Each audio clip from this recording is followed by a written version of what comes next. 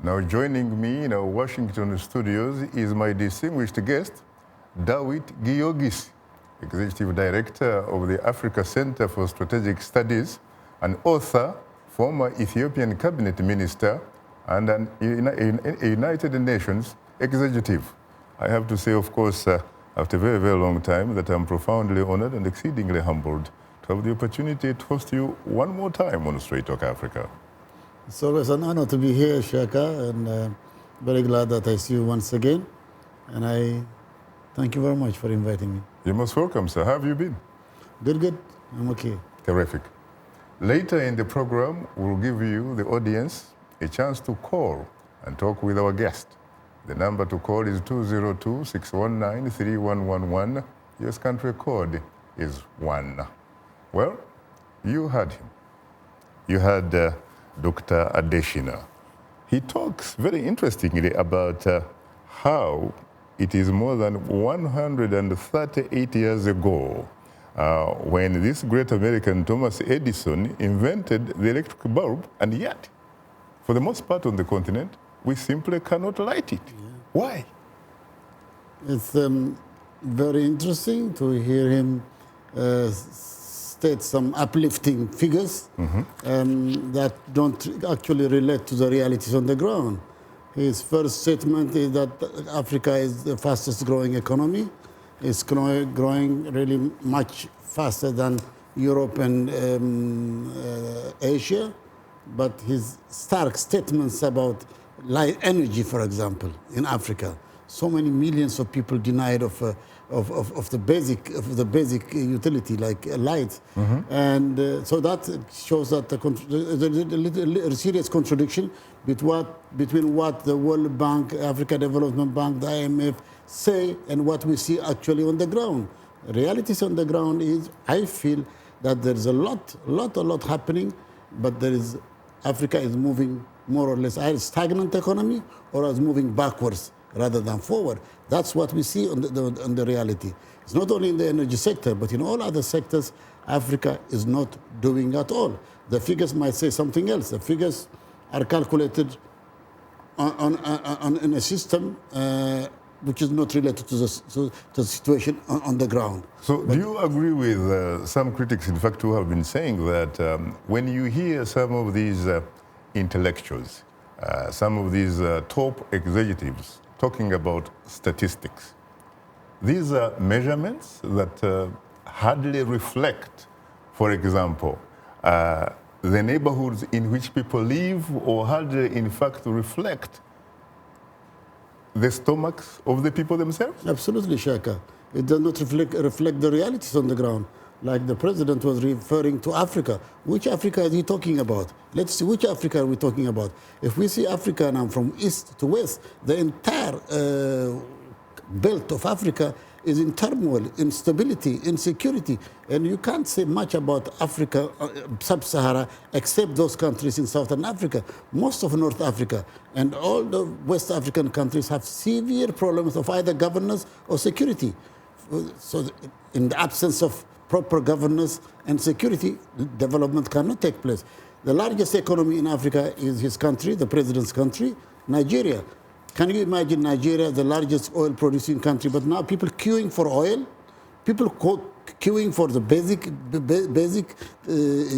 needs. So this is for petrol. And for petrol, and the northern part of the continent in turmoil. Boko Haram. With Boko Haram. So Nigeria, the realities on the ground doesn't warrant any growth at all. The figures are wrong.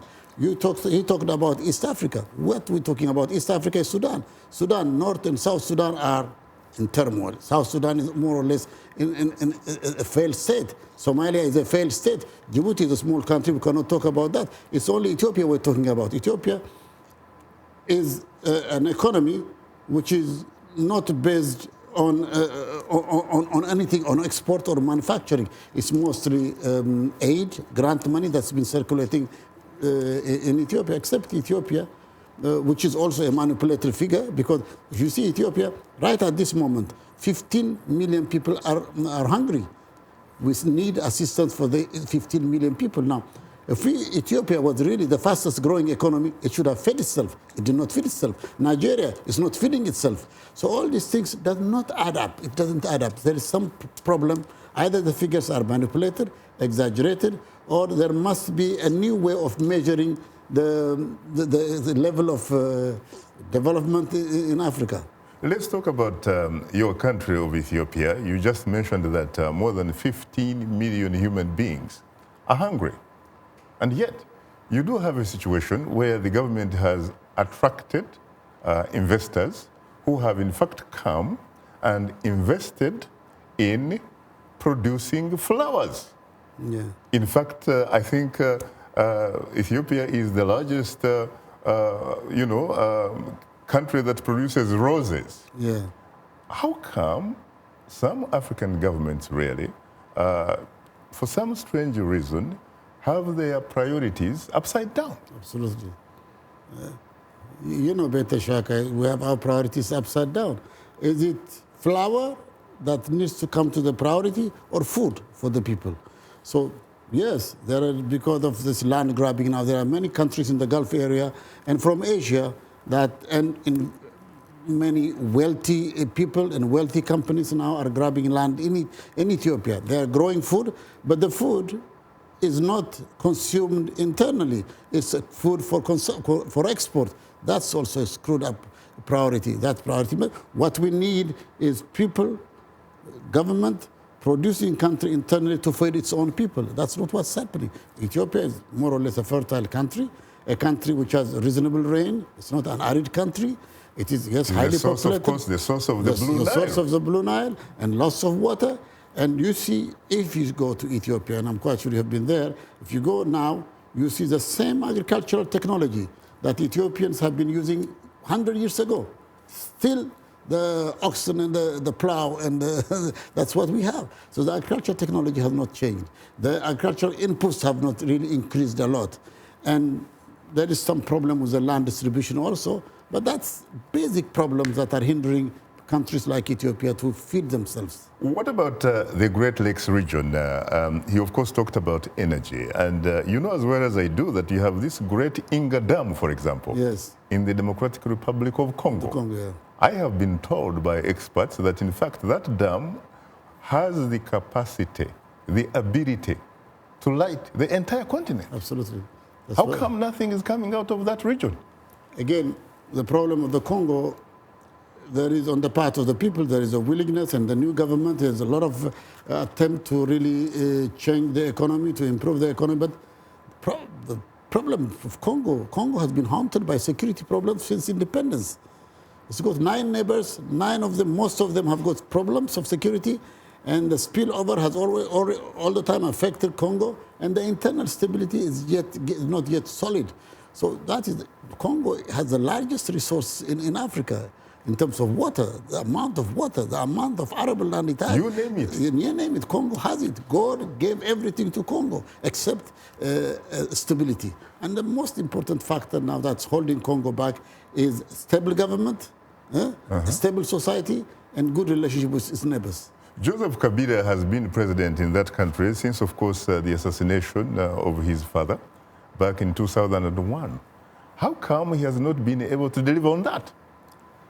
Yeah, I've been asking that question. I think he, as a young man, he had a lot of energy, and I think he was trying to stabilize himself and the government, and he has not succeeded. But a sense of stability exists in the Congo. But would they be able to go to the next phase? But again, the issue of governance comes. Now, there is, from what I read and from what I hear, Kabila is trying to run for a 3rd term. Is that genuine? Is that sincere? Is that proper? You ask these questions. African heads of states trying to change the constitution and staying there forever. That's what the problem of many leaders there. So it's a governance problem also. But I think, from what I saw a few months ago in the Congo, there is a sincere effort to change Congo. I hope they succeed. Why do they change these constitutions, which in fact they swear to uphold, to defend and protect? Shaka, you have talked to many heads of states yourself, to many politicians. Politicians are unpredictable.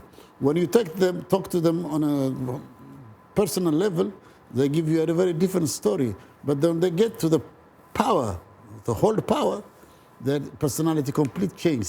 They are not the kind of people, and these are people, they are not uneducated people, they are educated leaders we have. They have been exposed to democracy, they know about democracy, they talk about democracy more than you and I, and yet when they stay in the position of power, they want to hold on to it forever. That's a disease. Is that what you call education, or is it in fact miseducation? Probably miseducation. I mean, these are people who at least consider themselves to be God's gift, frankly, to their own countries. Absolutely.